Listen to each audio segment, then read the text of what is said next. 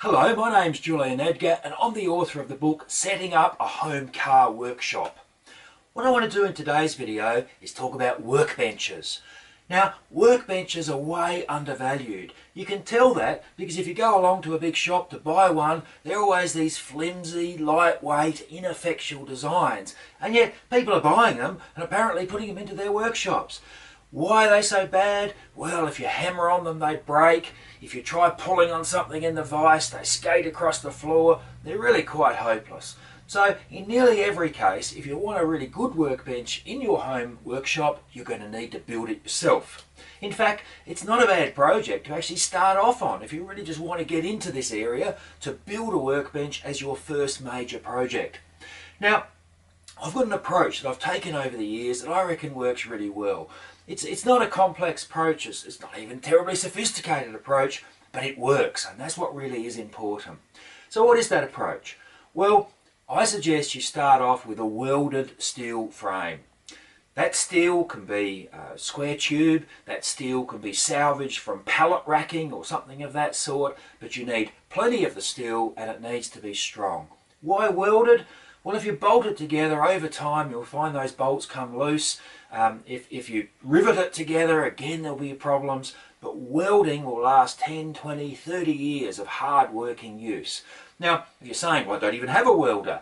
Well, it might be a project where you can justify buying a welder. A stick welder, pretty cheap, and a stick welder second hand, very cheap. And certainly if you're working with heavy gauge materials like you would for a frame of a workbench, a stick welder can work very, very well. So you need a very rigid, strong, welded steel frame. That's your first step. Your second step is how you're going to make a bench top. What are you going to make the bench top out of? I strongly suggest you get the thickest, heaviest timber that you can find. Timber that's at least 25mm, 1 inch thick, and if it can be twice that, that's even better. Why do you need timber so thick? Well, you want a really dead surface on the top of your bench so that when you lay something on it and you hammer on it, it doesn't spring back at you, it doesn't flex, it's just inert, solid, dead surface to work on. On top of the timber, you can put a stainless steel sheet if you're going to be doing gearbox rebuilds or things of that sort, engine rebuilds. Or you can use a very thin layer of what I call masonite, which is like a hardboard.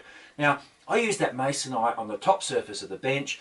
It doesn't mark badly, it cleans up nicely, and when it gets a bit worn, you can just peel it off and put a new layer on. I just use little brads to hold it on, and I recess those brads below the surface so it can't mark anything. Don't glue it into place, because then it will be difficult to get off when you need to have it replaced. What else do you need to keep in mind?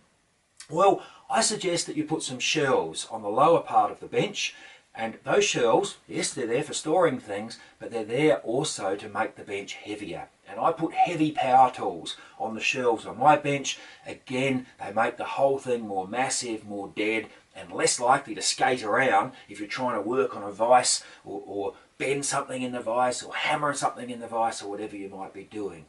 So the end result, of course, is a workbench that weighs a very great deal. Now that makes it harder to move around, but when you don't want it moving, it makes it so much easier to work with. So, steel frame that's welded, a thick timber top, normally with a sheet of hardboard on top of that as a working surface. You could also have, as I say, stainless steel, perhaps a replaceable stainless steel sheet if you want to sometimes use it for working out on, and other times you want to actually be operating on a machine or an engine or a gearbox or something like that.